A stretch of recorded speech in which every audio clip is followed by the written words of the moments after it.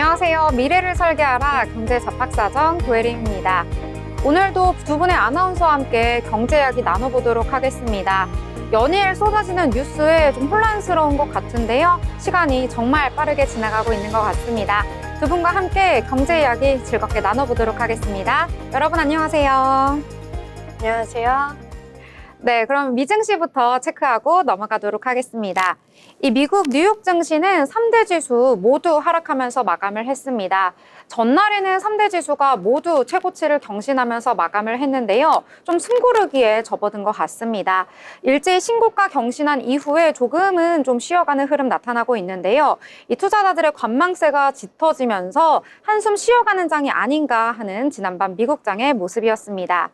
이 중에 가상화폐 대장주죠. 비트코인 같은 경우에는 전날 10만 달러를 처음 돌파한 뒤에 하락하면서 10만 달러 밑에서 거래되는 흐름 나타났습니다. 그리고 다음 달에는 11월 고용보고서 발표를 앞두고 있는데요. 지난주에는 미국의 신규 실업수당 청구 건수가 공개가 됐는데 이 한 달 만에 최고치를 기록을 했습니다. 그만큼 고용시장이 그렇게 좋지는 못하다라는 것을 나타내고 있는데요. 이 11월 고용보고서는 가장 신뢰할 수 있는 고용 동향을 반영한다고 알려져 있습니다. 이 밖에도 전날 제롬 파월 미 연준 의장이 이 신중한 금리 인하 방침을 재확인을 하면서 이 고용 보고서가 이달에 있을 이 기준 금리를 결정하는 데에 큰 영향을 미칠 것이다라는 의견을 밝혔다고 하는데요. 파월 의장 같은 경우에는 어제 뉴욕에서 열린 행사에 참석해서 두 가지 이야기를 했다고 합니다. 우리 노동시장이 계속해서 약화되는 모습을 보일 경우에는 이 지원을 하겠다는 강력한 신호를 보내길 원했다. 그렇기 때문에 경제는 우리가 지난 9월에 예상했던 것보다 더 강력하다라는 평가를 내렸다고 하는데요. 이 시장에서는 이 페드가 오늘 17일에서 18일에 열리는 FOMC 정례회의에서 금리를 0.25%포인트 내린 뒤에 내년 들어서 1월이 돼서야 금리를 동결할 것이다라는 가능성을 높게 점쳐보고 있습니다. 일단은 기준금리 인하하는 것은 기정사실화됐다라고 볼 수가 있겠는데요. 이렇게 미국 시장은 나날이 좀 좋은 흐름을 이어가고 있는 가운데 좀 순탄한 미래까지도 그려지고 있습니다. 조금 안정적인 이 금리 인상과 인하에 대한 이 예견이 확실하게 있기 때문에 이에 따라서 투자자들도 어떻게 좀 대응을 해야 할지 알 수가 있는데요. 이에 반해서 국내 시장은 계속해서 불확실한 장세가 이어지고 있습니다. 이번 주말에 좀 정치적인 리스크가 해소가 될 것인지 혹은 더 크게 번질 것인지 결정이 될 거기 때문에 이 투자자들은 이 투자에 좀 소극적인 모습을 보이고 있었던 오늘 하루였습니다. 자, 그럼 오늘 장에 대해서도 함께 이야기 나눠보려고 하는데요. 보경 아나운서는 오늘 장 어떻게 보셨을까요? 네, 계엄 사태 여파가 지속되고 있는 우리 시장입니다. 한동훈 국민의힘 대표가 사실상 어제와는 다르게 윤 대통령 탄핵을 찬성하는 방향으로 입장을 선회했는데요. 7일 예정되어 있는 탄핵 소추안 표결 전 마지막 거래일인 오늘 6일이죠. 불안감이 가중되면서 증시의 하방 압력이 가해졌습니다. 불안감이 가중되면서 그 와중에 정치 테마주들은 요동치는 모습이었는데요. 이재명 더불어민주당 대표와 한동훈 국민의힘 대표의 테마주는 급등했습니다. 이재명 대표의 테마주 오리엔트전공은 3거래일 연속 상한가 기록했습니다. 오리엔트전공은 계열사인 오리엔트 시계공장에서 이 대표가 근무한 이력이 있어서 대표적인 이재명 테마주로 분류되고 있습니다. 에이텍, 동신건설 등도 상승했고요. 이 밖에도 대표이사가 이 대표의 캠프 후원의 공동회장을 맡았던 이력이 있는 수산 INT, 이 대표의 경기도지사 시절 정기지역 화폐 운영 대행사인 코나아이 등도 강세를 나타냈습니다. 한동훈 대표의 테마주들도 급등세 보였는데요. 대상홀딩스는 과거 한동훈 대표와 서울 현대구 동창인 배우 이정재 씨의 친분이 공개가 되면서 한동훈 테마주로 지금 주목을 받고 있습니다. 한동훈 테마주 이정재 씨와 임세령 대상홀딩스 부회장이 연인 관계로 알려져 있어서 더 주목을 받고 있는데요. 또 덕성도 사회이사가 한 대표와 서울대 법대 동문이라는 점이 영향을 끼치면서 강세를 보였습니다. 또 오파스넷, 태양금속, DTNC 등도 급등세를 기록했습니다. 아울러 법여권 대선 주자인 오세훈 서울시장 테마주로 분류되는 진양폴리, 환일화학, 법야권 대선 주자인 조국 혁신당 대표 테마주로 꼽히는 토탈소프트, 화천기계 등도 강세를 보였고요. 김동연 경기도지사의 PN풍년 등도 오늘 시장에서 오름세를 보였습니다. 네. 아무래도 정치적인 뉴스가 우리 경제시장까지 영향을 미치고 있는 만큼 이 정치 인물과 관련해서 인맥과 관련해서 좀 어떤 연이 있는 그러한 기업들이 오늘 주가도 좀 상승을 했다라고 보실 수가 있겠습니다. 뭐 이재명, 한동훈, 조국, 안철수 등 이렇게 주요 정치 인사들과 관련된 기업이 상승을 하긴 했는데요. 테마성이 워낙 짙다 보니까요. 투자를 하실 때는 유의를 하셔야겠습니다. 자, 그러면 오늘 장 세빈 아나운서는 어떤 테마 보셨을까요? 네. 오늘 테마로 파마셀의 주가가 장 초반부터 상승세를 보이면서 12.64% 상승한 5,170원에 거래 마쳤습니다. 파마셀은 대한민국의 바이오 제약 기업으로 줄기세포 치료제 및 RNA 치료제 원료 등을 제조하고 판매하는 기업입니다. 1968년에 설립해서 1988년에 상장됐는데요. 줄기세포 치료제 등의 제조와 판매, 연구개발 등을 위한 바이오 사업과 친환경 난연제 등을 주요 사업으로 영위해오고 있는 기업입니다. 이런 파마셀이 오늘 장중 내내 외국인 매수세가 강했는데요. 두산전자 비지와 117억 규모의 전자재료용 소재 공급 계약을 체결했다고 오늘 공시하면서 투심이 모였습니다. 계약 금액은 지난해 매출액의 약 20.81%에 달하고요. 계약 기간은 2025년 2월 28일까지라고 합니다. 이로써 파마셀은 올해 총 5건, 누적 금액 293억 2천만 원의 공급 계약을 체결하면서 앞으로의 전망도 주목받고 있는 상황입니다. 네, 파미셀 오늘 공시가 개장하고 나왔더라고요. 그래서 오늘 9시 17분에는 이 8%대 급등을 하면서 VI까지 발동되는 모습을 보였지만 그 이후에도 조금 더 상승을 하면서 오늘 강세를 보였던 그러한 종목이었습니다. 자, 그러면 또 다른 내용 한번 찾아보려고 하는데요. 요즘에 장이 워낙 안 좋다 보니까 이런 부분도 좀 올랐나라고 보였던 테마가 있습니다. 어떤 테마죠? 네, 드론 테마 말씀드리려고 하는데요. 요즘에 드론 테마가 굉장히 주목을 받고 있습니다. 트럼프 2기 행정부 정부 효율 수장으로 지명된 머스크가 드론을 선호한다는 소식이 알려지면서 드론주들 강세를 보이고 있는데요. 여기에 도널드 트럼프 미국 대통령 당선인의 장남을 고문으로 영입했다는 소식이 전해지면서 미국 드론 회사 주가가 급등세를 이어가고 있죠. 현지 시간으로 지난 5일 뉴욕 시장에서 드론 회사인 어뉴주얼 머신스, UMAC의 주가는 전날보다 10% 넘게 급등했고요. 지난달 26일에는 하루 만에 83.99% 상승 마감하기도 했었습니다. 지난 5거래일 동안 UMAC의 주가 상승률은 163%가 넘습니다.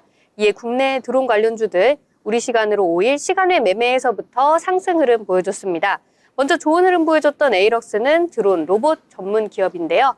에이럭스는 드론 기술 확보뿐만 아니라 현재 방산 관련 대형 드론 기업의 지분 인수도 계획하고 있는 것으로 알려졌습니다. 또한 북미의 현지 공급업체인 로보링크를 통해서 드론을 수출하고 있기도 합니다. 국내 드론 관련주인 제이시언 시스템도 상승했습니다. 제이시언 시스템은 주요 사업 분야로 드론 사업부를 두고 있고요. 또 드론 연구 개발을 위해서 드론 소프트웨어 연구소를 운영하고 있다고 알려졌습니다.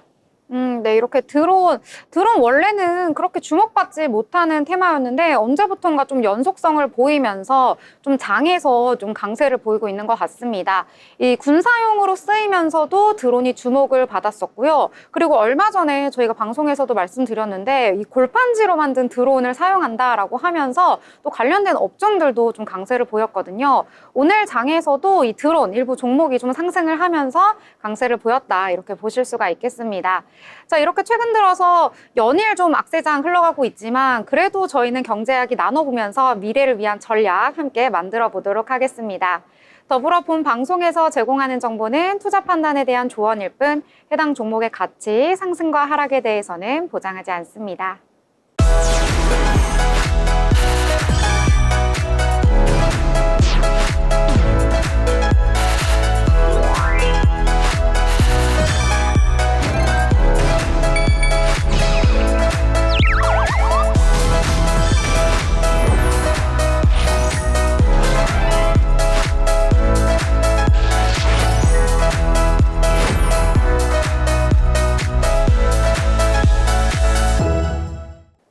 한국전통식품 품질인증 품목 수출협의회가 주최하는 한국전통식품 전시회 및 수출상담회가 지난 11월 3일부터 6일까지 도쿄 시부야에서 개최가 되었습니다.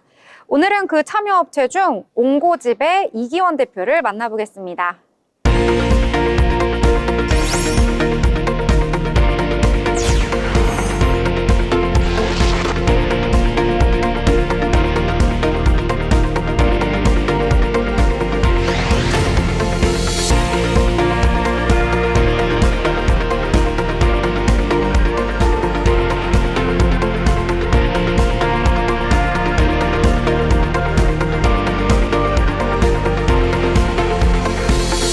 네, 이번에는 전시회 방문해 주시는 분들이 모두 옹고집 제품을 들고 나가더라고요. 옹고집 대표님과 함께 어떤 제품인지 알아보도록 하겠습니다. 대표님 안녕하세요. 안녕하세요. 네, 먼저 옹고집 소개부터 부탁드릴게요. 옹고집은 1995년도에 설립을 해서 지금까지 쭉 전통식품의 맥을 이어오고 있고, 또 회사의 모토는 최고가 아니면 안 만들겠다는 그런 어떤 굳은 마음에서 저희는 회사를 운영하고 있습니다. 네, 옹고집 하면 또 전통 고추장이잖아요. 그렇죠. 가장 근본이라고 할 수 있는데요. 네. 도대체 다른 제품들하고는 뭐가 다른 건지 좀 특별한 점 얘기해 주세요. 일단 전통식품 하면 그 인근에서 농사진 거 가지고 다 우리 100% 우리 농산물을 가지고 만들어요. 그래서 옛날 방식으로 옛 방식 그대로 저희는 만들고 있거든요. 그래서 다른 제품하고 다르다라는 표현보다는 시중에 지금 많이 나와 있는 그 고추장, 여러분들이 많이 알고 있는 고추장과 다른 점을 제가 말씀을 드릴게요. 시중에 많이 나와 있는 고추장은 밀가루를 쪄서 믹스하는 고추장이에요. 같은 고추장이지만, 그러나 전통 방식의 고추장은 발효를 시키는 거예요. 발효가 근간이 되지 않으면 전통 고추장을 만들 수가 없어요.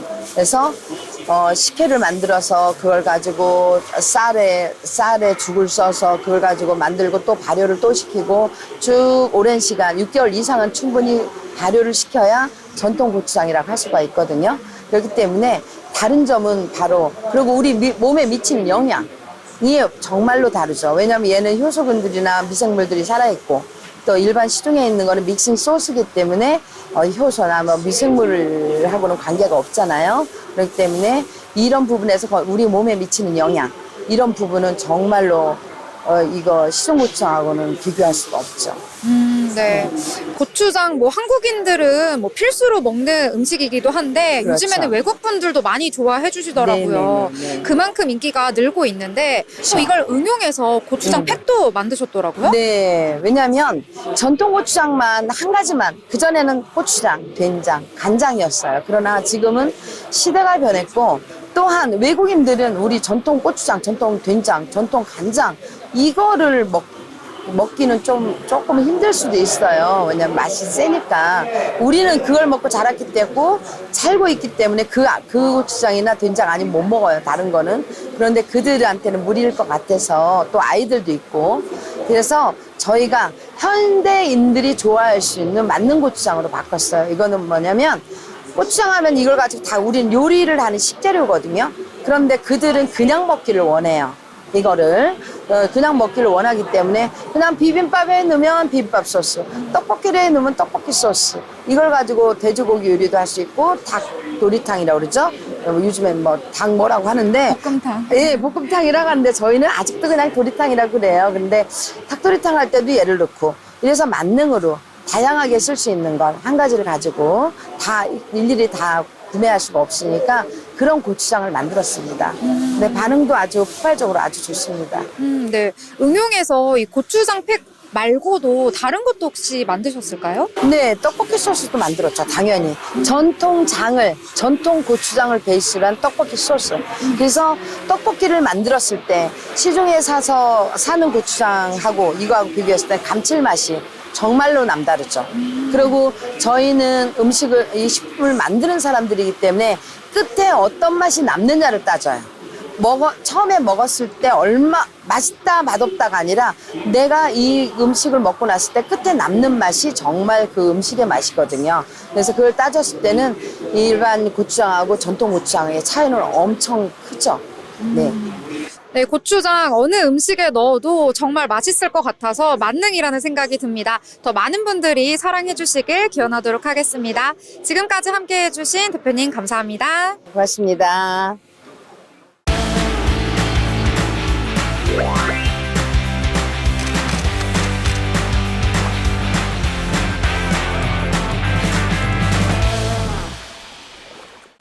네, 이번 시간은 전국의 축제, 전시, 하프를 알아가보는 시간이죠. 어디 갈까 시간입니다. 이제 많이 춥다 보니까 어디를 갈지 고민이 많이 되실 것 같습니다. 오늘은 이유진 아나운서가 준비했다고 하는데요. 함께 알아가 보도록 하겠습니다. 이유진 아나운서 어서 오세요. 안녕하세요. 이유진입니다. 네, 그러면 오늘은 어디로 떠나볼까요? 네, 오늘은 양재 풍류살롱이라고 하는 도심에서 만날 수 있는 축제를 한번 소개해드리려고 합니다. 네, 바로 양재 풍류살롱이란 이름을 가졌는데요. 서울시 서초구 양재천길 일대에서 펼쳐지는 독특한 로컬 문화 축제입니다. 양재천길의 매력을 그대로 담아낸 축제인데요. 양재 풍류살롱에서 양재는 특색 있는 로컬 맛집과 개성으로 가득 찬 양재천 카페 거리를 뜻하고요. 풍류는 자연과 예술을 가까이하며 멋과 여유를 즐기는 태도를, 살롱은 다양한 라이프 스타일과 취향을 교류하는 사교의 장을 뜻합니다. 네, 의미가 굉장히 멋진 축제인 것 같아요. 이제 서울 도심에서 이루어지는 축제라고 하니까 더 궁금한데 이 양재천이라는 장소가 어떤 곳인지 한번 말씀해 주실 수 있을까요? 네, 제가 추가적인 정보 더 드리도록 하겠습니다. 양재천은 사계절 내내 색다른 매력을 자랑하지만 겨울에는 유독 더 따뜻한 매력을 느낄 수 있는 곳인데요. 양재천길의 걷기 좋은 길목과 로컬 매력을 그대로 살려낸 행사라 가는 길부터 힐링 만땅이시랍니다. 우리의 로컬 문화와 프랑스의 살롱 문화가 접목된 이 축제는요, 23일 동안 양재천길의 다양한 공간에서 개최되고 멋과 맛을 기반으로 다양한 취향을 교류할 수 있는 교류의 장이랍니다. 양재천은 많이 들어봤고 그 근처에 막 맛있는 카페거리 이런 것들 있잖아요. 그래서 그런 건 들어봤는데 또 이런 살롱이 있다는 것도 처음 들었어요. 되게 네. 잘 찾으셨는데요? 네, 제가 서울에서 다양한 축제를 즐기고 싶어서 열심히 서치해봤습니다. 네, 너무 잘 찾아오신 것 같은데 그렇다면 여기서 어떤 프로그램을 하는지 이 구성도 너무나 궁금한데요?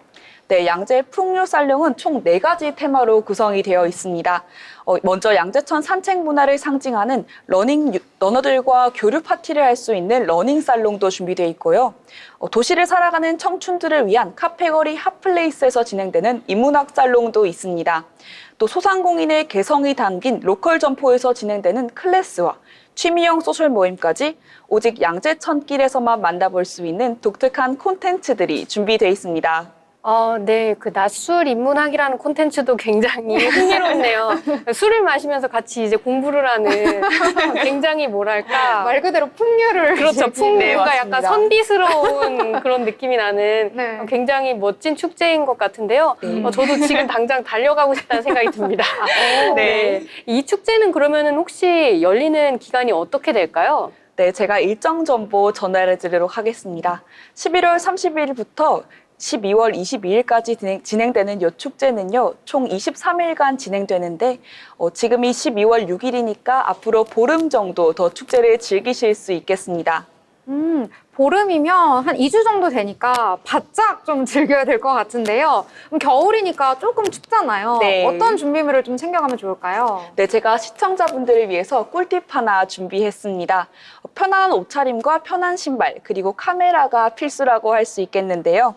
다양한 공간을 돌아다니면서 체험을 할 수 있는 부스들이 곳곳에 준비되어 있습니다. 그러니까 예쁘게 옷을 차려입고 가는 것도 좋겠지만 편안한 옷차림 하셔서 다양한 사진도 찍으시고 프로그램도 참여해보시면 좋을 것 같습니다. 또 무료 입장이 가능하지만요. 일부 프로그램은 사전 예약과 유료 입장으로 운영되니 사전에 꼭 확인하시길 바라겠습니다. 네, 역시 알차게 축제를 즐길 수 있는 꿀팁을 전수를 해주셨습니다.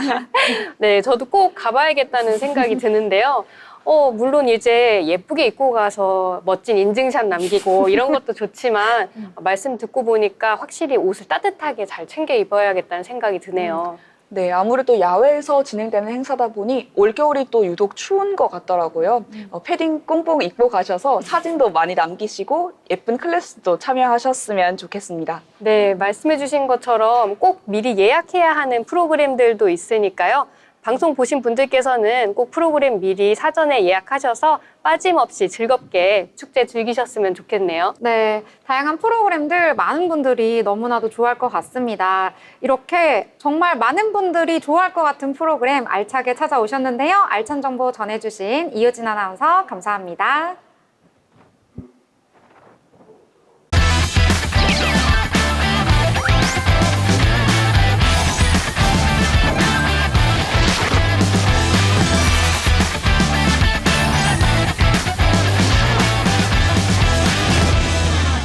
네, 이번 순서는 돈을 잘 벌고 싶은 이 고수가 되고 싶은 아나운서들이 모여서 주식 이야기, 경제 이야기 함께 나눠보도록 하겠습니다.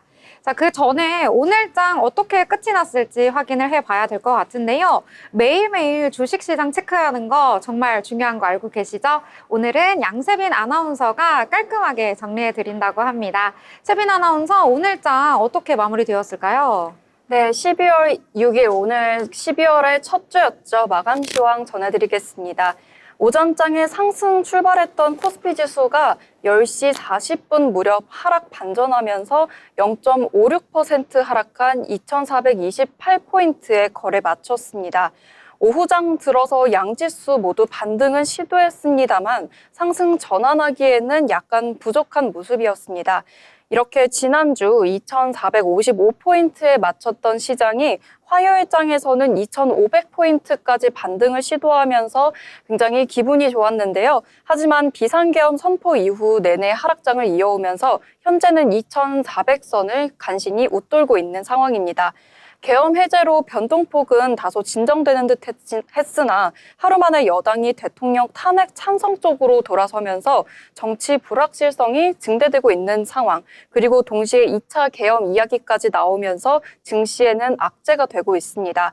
오늘 코스피 하락 종목은 660 종목, 그리고 상승 종목은 250 종목으로 상한가에 도달했던 종목은 한 종목이었고요. 하락 종목이 상승 종목의 2배를 넘어서는 시장이었습니다.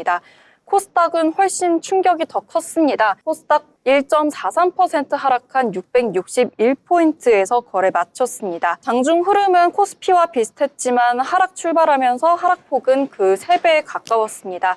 하락 종목이 1,300종목, 그리고 상승 종목이 332종목으로 거의 3배에 가까운 종목이 하락 마감했습니다. 수급 보시면 이제 코스피에서는 외국인과 개인이 물량을 덜어내는 모습 보였는데요. 코스피에서 개인과 외국인이 유가 증권시장에서 각각 5,776억 원, 외국인이 3,090억 원 매도했습니다. 기관만이 홀로 8,259억 원을 순매수하면서 지수 하락 방어에 나섰습니다. 코스닥에서는 외국인과 기관이 각각 355억 원, 1,416억 원을 매수했습니다. 개인이 홀로 1,745억 원을 매도하면서 이제 코스닥 쪽에서 더 많은 하락세를 보였습니다. 시총 상위 보겠습니다. 오늘 코스피에서 삼성전자는 좋은 흐름 보였습니다. 물론 장중 한때 52,700원까지 크게 하락하는 모습이었지만 회복 탄력을 받으면서 54,000선 지켜내며 마쳤습니다. 0.74% 상승한 54,100원에서 거래 마쳤고요. SK하이닉스는 반대 흐름 보였습니다. 3.41% 비교적 큰 낙폭을 보이면서 17만 선 아래로 내려간 16만 7,100원에 거래 마쳤습니다. LG에너지솔루션은 오늘 기분 좋은 상승을 보였는데요. 2.23% 상승한 39만 500원으로 장중 한때 39만 7천 선까지 올라서며 40만 선에 대한 기대감을 키웠습니다.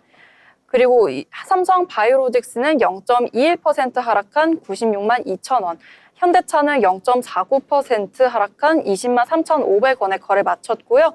셀트리온도 마찬가지로 0.5% 하락 마감, 그리고 기아는 0.85% 상승 마감했습니다.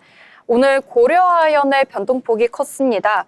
고려아연은 장중 한때 시총 5위까지 올라섰지만요. 오후 무렵 급격히 하락 전환하면서 9.35% 하락한 181만 3천 원에 거래 마쳤는데요. 투자 경고 등까지 뜬 상황이었습니다. 코스닥 시총 상위 보겠습니다. 코스닥에서는 알테오제는 1.61% 하락한 30만 6천 원에 거래 마쳤습니다. 에코프로 형제는 빨간불을 켰는데요. 0.39%, 1.58% 상승 마감했습니다.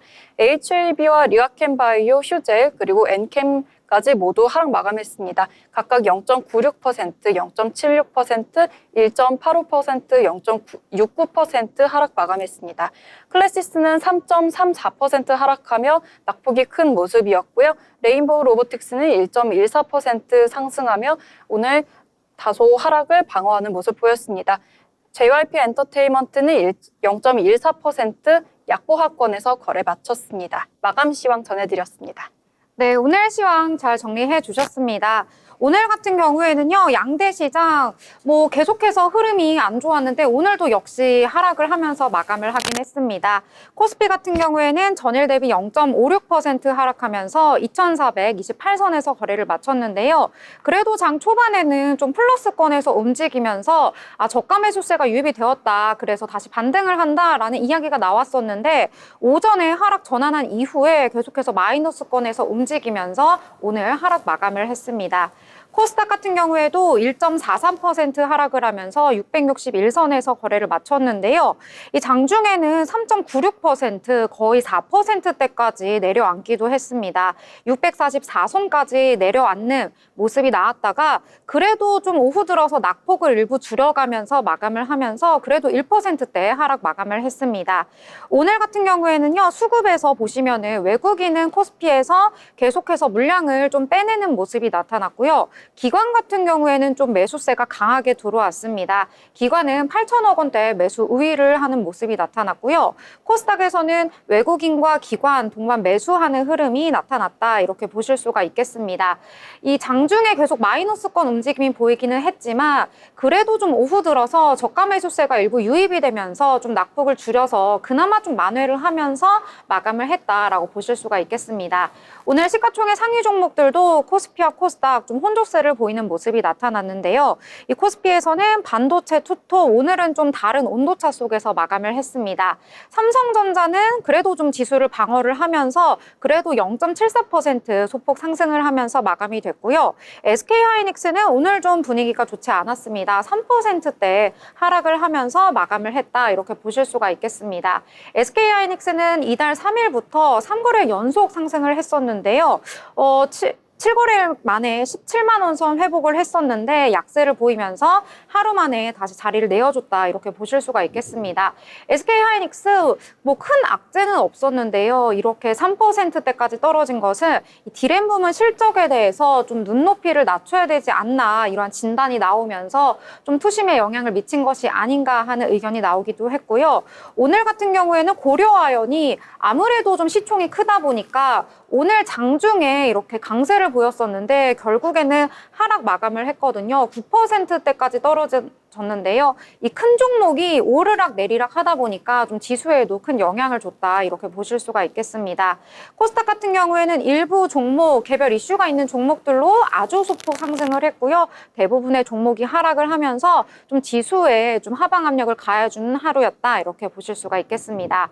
자, 요즘에 국내장 도대체 어디에 투자를 해야 될지, 어떤 테마와 종목에 주목을 해봐야 될지 너무나도 고심이 많을 것 같습니다.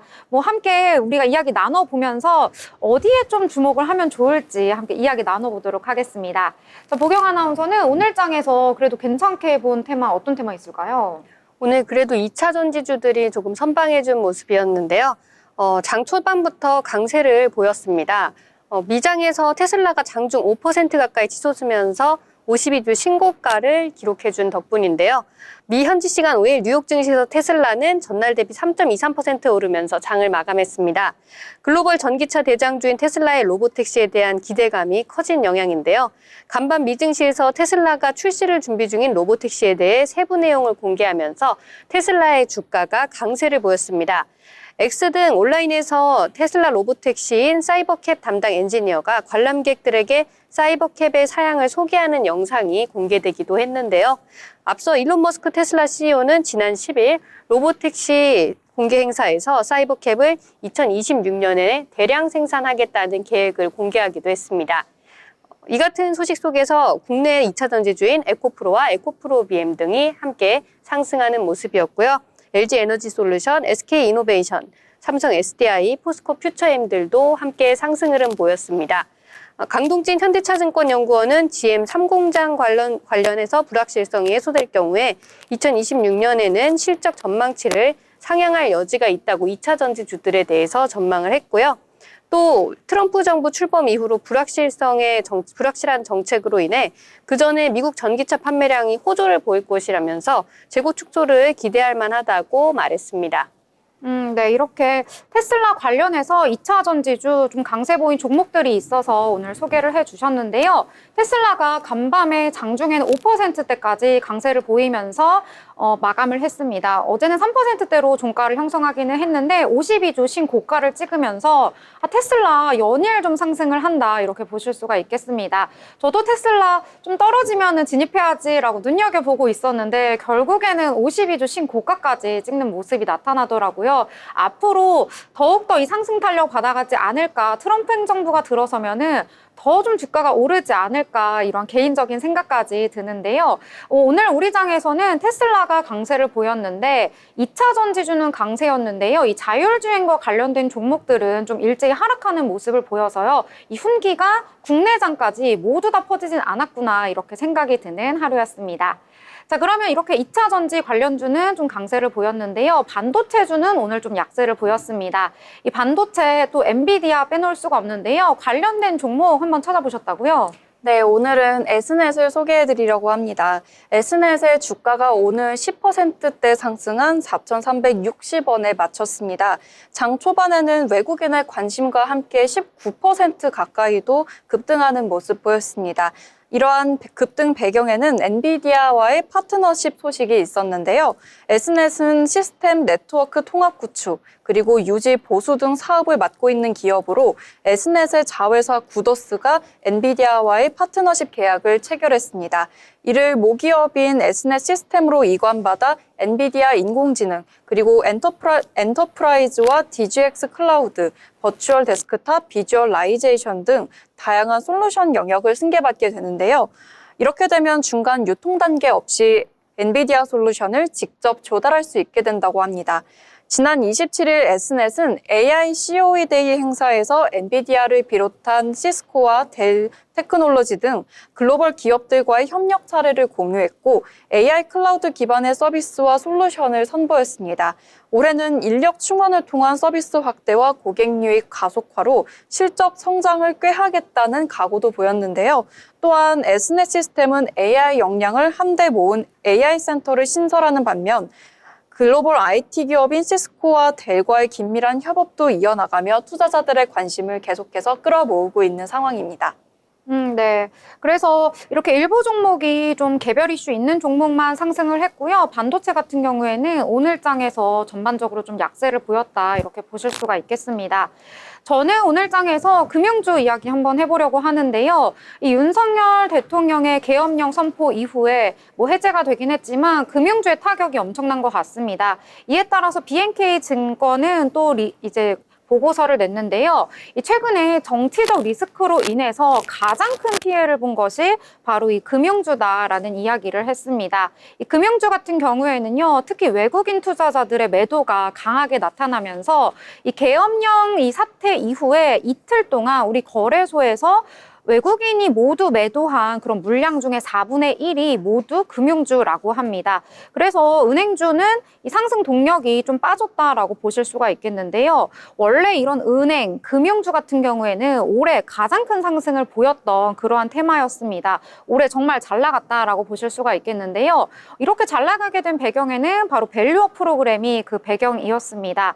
이 정부에서 밸류업 정책을 하겠다라고 연초에 발표를 하면서 이에 대해서 중에서 수혜를 가장 많이 받을 수 있는 종목이 바로 은행이다라고 투자자들은 생각을 했었는데요. 아무래도 정부의 정책에 가장 잘 따르는 좀 보수적인 경향을 가지고 있는 은행이 이러한 정책에 따라서 주가도 좀 상승을 할 것이다라고 봤던 것입니다.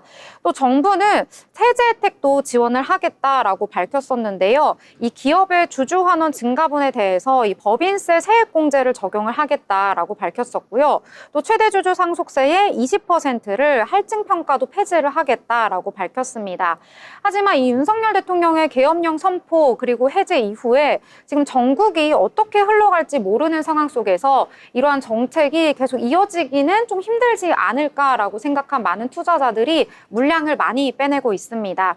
하지만 또 반대 의견도 나왔는데요. 이 정부의 정책적 이런 지원과 더불어서 이 여러 가지 이 정책들이 어쨌든 하기로 결정을 했기 때문에 내년 상반기까지는 이루어질 수 있을 것이다 라는 일부 의견이 나오기도 했습니다.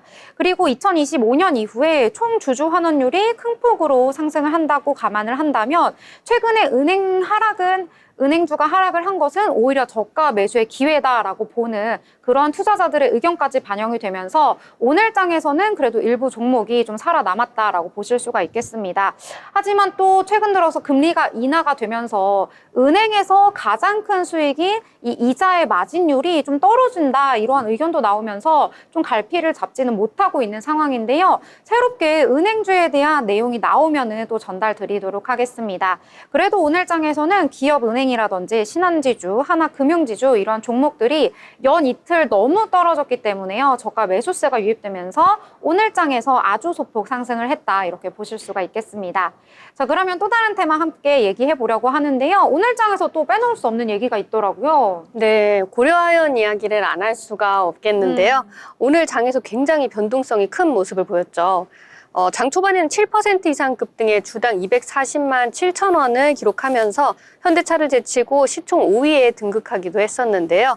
영풍 MBK연합과 고려아연이 다음 달 23일에 있는 임시 주주총회를 앞두고 장내 지분 매집 경쟁이 치열해지면서 매수세가 몰린 것으로 보입니다. 하지만 오전에 비상기업 이슈와 주가 급등에 따른 차익 실현 매물이 함께 나오면서 장중 급작스럽게 하락 전환을 했는데요. 오는 20일 주주 명부 폐쇄일을 앞두고 영풍 MBK 파트너스 연합과의 장내 지분 매입 경쟁이 치열해지는 상황 속에서 지금 급등락을 반복하고 있는 상황입니다. 임시주총에서 권리 행사가 가능한 주주를 확정짓는 주주 명부 폐쇄일은 오는 20일인데요. 우호 지분을 확보할 수 있는 기간이 얼마 남지 않은 만큼 장내 지분 매집 경쟁이 앞으로도 치열해질 것이라는 관측이 나오고 있는 상황입니다. 네, 지금 현재는 시가총액이 5위에서 다시 8위로 떨어진 상황인데요. 연일 주가 변동성이 이렇게 커지면서 국내 증시가 투기 시장으로 변질되지는 않을지 우려도 커지고 있는 상황입니다. 고려아연, 또 미리 사놨어야 되는데, 이런 또 후회 막심한 이야기를 함께 나눴잖아요. 오늘 240만 원까지 터치를 해서, 와, 정말 어디까지 오르나 이렇게 생각을 했는데, 반락하면서 오늘 180만 원대로 마감을 했습니다. 여러 가지 이 이유가 분석이 되고 있는데요. 아까 말씀해주신 그런 내용 외에도, 그러니까 MBK 측이 급등한 이 주가에 엑싯을 할 수도 있다라는 찌라시라고 하죠. 정보지가 또 돌기도 했다고 합니다. 그래서 주가의 향방 어떻게 될지 경영과 관련한 이야기도 함께 포함해서 전달해 드리도록 하겠습니다. 자, 그럼 세빈 아나운서는 또 어떤 내용 보셨을까요? 네, 오늘 카카오페이가 기분 좋은 소식을 전했습니다. 오늘 카카오그룹주가 일제히 급등했습니다. 그중 카카오페이는 6%대 상승한 33,350원에 거래 마쳤습니다. 장 초반에는 한때 하락 전환했지만요. 한동훈 국민의힘 대표가 단 하루 만에 입장을 바꾸면서 탄핵에 대한 찬성 입장을 내놓으며 급등하기 시작한 건데요. 윤석열 대통령 취임 이후 줄곧 부각되던 사법 리스크가 약화될 것이란 기대가 작용한 영향으로 풀이됩니다. 카카오페이는 지난 4일 22.49% 급등한 32,950원에 거래를 마쳤습니다. 올 들어 그 전날까지 45.44% 하락하며 약세를 보였지만 이날 하루 사이 올해 하락분의 절반을 회복하는 모습 보였습니다. 카카오와 카카오게임즈 그리고 카카오뱅크도 나란히 강세를 보였습니다. 카카오 4대 그룹주의 시가총액은 하루 사이에 무려 2조 7,700억 원이나 급증했습니다. 카카오는 그동안 정부와 마찰을 빚어온 대표적인 기업입니다. 지난 7월 창업자인 김범수가 카카오 경영쇄신위원회의 주가 조작 혐의로 구속됐다가 최근 풀려나왔죠. 윤 대통령은 앞서 지난해 11월 비상경제민생회의에서 카카오의 택시 횡포는 매우 부도덕하다며 언급하면서 이례적으로 한 기업을 콕 집어 비판했습니다. 따라서 김범수 위원장의 구속 이후 카카오와 카카오 계열사는 이제 신사업에 제동이 걸리기 시작했습니다. 대표적으로 금융감독원의 카카오 모빌리티 매출 부풀리기 의혹 등 난관이 잇따랐는데요. 작년 카카오페이 미국 증권사 시버트 경영권 인수가 무산된 것도 이 같은 사법 리스크에 영향이 컸었습니다. 하지만 윤 대통령의 탄핵안이 발의되면서 퇴진을 추진하는 움직임이 나타나자마자 카카오와 계열사들의 분위기는 반전되고 있는 모습입니다. 12월 7일 국회 본회의에서 윤석열 대통령 탄핵 소추안 표결이 나옵니다. 카카오그룹의 운명도 결과에 큰 영향을 받을 것으로 예상됩니다. 네. 카카오페이 저희가 평상시에도 좀 많이 사용하잖아요. 그렇지 않나요? 그렇죠. 네, 그렇죠. 카카오페이 많이 사용하는데 이번에 이 탄핵 정국과 연관해서 주가가 오를지는 정말 생각도 못했던 그런 종목이었는데요. 그 수요일에 정말 불기둥을 세우는 모습 그래프를 보시면은 여러분들 깜짝 놀라셨을 것 같아요. 불기둥 세운 이후에 좀 떨어지나 싶었는데 오늘 다시 좀 강세를 보이더라고요. 오후 2시 13분에는 이 VI까지 발동이 되면서 좀 급등하는 모습을 보였거든요. 카카오페이 앞으로의 주가 흐름도 지켜보도록 하겠습니다. 자, 그러면 저는 지난밤에 또 비트코인 미국 시장에서도 또 주목을 받았었거든요. 비트코인 연일 좀 상승을 하다 보니까 이제는 좀 빼가지고 수익을 실현해야겠다라고 한 투자자들이 많았던 것 같습니다. 혹시 비트코인이나 아니면 다른 알트코인 혹시 투자를 좀 하고 계시나요? 저는 조금 하고 있습니다. 제가 알기로는 코인 쪽에 좀 해박하다고 들었는데요. 해박까지는 아니고요. 그냥 조금 오래전부터 조금씩 비트코인을 매집해서 지금 수익률이 나쁘지 않습니다. 그래요? 너무 부럽습니다. 어쩐지 이렇게 웃는 모습으로 이야기를 할 수 있는 이유가 수익을 보셨군요. 혹시 세빈 아나운서는 어때요? 저는 따로 투자는 하고 있지 않지만 비트코인이 이제 기본 자산으로 되면서 그때부터 조금씩 코인에 관심을 두고는 있습니다. 지금 관심을 갖는 정도. 네. 이따 끝나고 또 꿀팁을 공유하고 알아봐야 될 것 같은데요. 비트코인 연일 좀 최고가 찍고 이제 10만 달러까지 돌파했다고 하면서 관심이 없던 이런 분들까지도 많은 분들이 이제 관심을 기울이고 있는 것 같습니다. 그런데 이제는 너무 많이 오르다 보니까요. 이제는 좀 매도를 해서 좀 내 손의 수익으로 만들어야겠다라고 한 투자자들이요. 간밤에 좀 차익 실현을 많이 했나 봅니다. 관련된 종목들 미증시에서 좀 하락하는 모습 나왔는데요. 코인베이스 같은 경우에는 3%대 하락, 그리고 마라홀딩스 4%대, 그리고 마이크로 스트래티지도 역시 4%대 하락을 하면서 암호화폐 관련주들이 일제히 하락하는 모습을 보였습니다. 그래도 차익 실현 매물이 나와서 하락하긴 했지만 앞으로의 전망 전문가들은 굉장히 좋게 보고 있습니다. 왜냐하면요, 이 도널드 트럼프 미국 대통령 당선인이요, 이 차기의 미증권거래위원회 위원장으로 이 가상자산의 친화적인 폴 애킨스 전 SEC 위원을 지명했기 때문인 것으로 전해지기도 했는데요. 또 트럼프 당선인은 또 SNS를 좋아하시잖아요. 그래서 글을 또 올렸다고 합니다. 그래서 비트코인 구매자들 축하한다라고 하면서 10만 달러 모두 환영하며 우리 다 함께 미국을 다시 위대하게 만들어보자라고 하면서 이 비트코인을 주축으로 해서 좀 미국의 경제에도 좀 이렇게 긍정적인 영향을 불게끔 하는 그러한 멘트를 좀 한 것으로 알려졌습니다. 이에 따라서 비트코인 관련주들 간밤에 좀 하락을 하긴 했지만요. 앞으로의 미래 전망 굉장히 장밋빛으로 보고 있다라고 하는 투자자들과 전문가들의 의견이 더해졌습니다.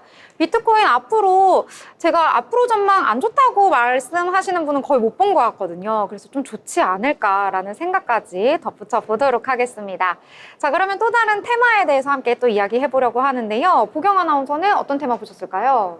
네, 소노 인터내셔널이 재상장을 추진한다는 소식이 전해지면서 관련주들이 급등하는 모습이었는데요.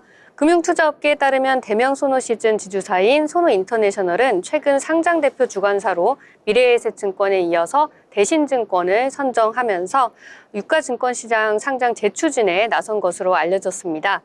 내년 하반기 IPO를 목표로 상장 절차에 돌입했다고 하는데요. 2019년에 첫 상장 시도가 코로나19 여파로 중단된 이후로 재추진되는 이번 IPO는 그룹의 항공업 진출과 글로벌 사업 확대를 위한 중요한 자금 조달 수단으로 여겨지고 있다고 합니다. 대명 소노 시즌뿐만 아니라 티웨이 홀딩스와 예림당도 함께 상승세 보였는데요. 세 종목 모두 시간의 매매에서부터 상한가에 도달했습니다. 티웨이 홀딩스의 경우 연말 항공 수요 증가로 실적 개선 기대감도 있었지만요. 아무래도 전반적으로는 대명 소노 시즌의 지주사 소노 인터내셔널의 상장 추진 소식과 맞물리면서 티웨이 항공 경영권 분쟁 가능성이 다시 한번 주목을 받고 있는 것으로 보입니다. 업계에서는 소노 인터내셔널이 상장을 통해 자금을 확보하면 이를 에어프레미아, 티웨이 항공 경영권 인수에 활용할 가능성이 크다고 전망하고 있는 상황입니다. 네, 대신증권을 이 대표 상장 주관사로 선정을 해서 다시 재추진을 한다고 합니다. 앞으로 또 주가가 어떻게 될지 이러한 부분에서 좀 향방이 주목되고 있는 것 같은데요. 이 경영과 관련해서도 우리 주가에 영향을 미치기 때문에 이런 부분까지 함께 살펴보시면 좋을 것 같습니다. 혹시 세빈 아나운서는 오늘 장에서 좀 괜찮게 본 종목 있을까요? 네, 오늘 GNC 에너지를 지금 살펴봤는데요. GNC 에너지의 주가가 오늘 9.5% 상승한 9,730원으로 거래 마쳤습니다. 이는 북한이 내년 1월 22일인 최고인민회의를 소집해 헌법 개정과 대남, 대미 메시지 조율 가능성을 시사하면서 남북 경제협력 기대감이 주가에 반영된 것으로 풀이되는데요. 특히 이번 소집에서 김정은 국무위원장의 시정 연설 가능성이 거론되면서 남북 관계 개선과 경제 협력 활성화의 신호탄이 될 것이라는 기대감이 높아졌습니다. 이 같은 상황에서 GNC 에너지와 같은 남북 경협 관련주에 긍정적인 영향을 미쳤습니다. 북한은 도널드 트럼프 전 미국 대통령이 취임 이틀 뒤인 내년 1월 22일 최고인민회의를 소집한다고 전했습니다. 이 최고인민회의는 북한의 정기 국회 격으로 헌법 개정과 국가 운영 방향을 논의하는 중요한 행사라고 합니다. 특히 이번 소집은 대내외 메시지 조율과 정책 발표의 장으로 예상되는데요. 김정은 국무위원장은 시정 연설을 통해 대미 및 대남 정책 방향을 구체적으로 제시할 가능성이 크다고 합니다. 네, GNC 에너지 오늘 악세장이었는데 굉장히 급등하는 모습 보여줬습니다. 11월부터 주가 흐름 굉장히 좋으니까요. 함께 살펴보시면 좋을 것 같습니다. 자, 오늘 장에 대해서 우리 같이 전반적으로 이야기 나눠봤는데요. 더불어 본 방송에서 제공하는 정보는 투자 판단에 대한 조언일 뿐 해당 종목의 가치, 상승과 하락에 대해서는 보장하지 않습니다.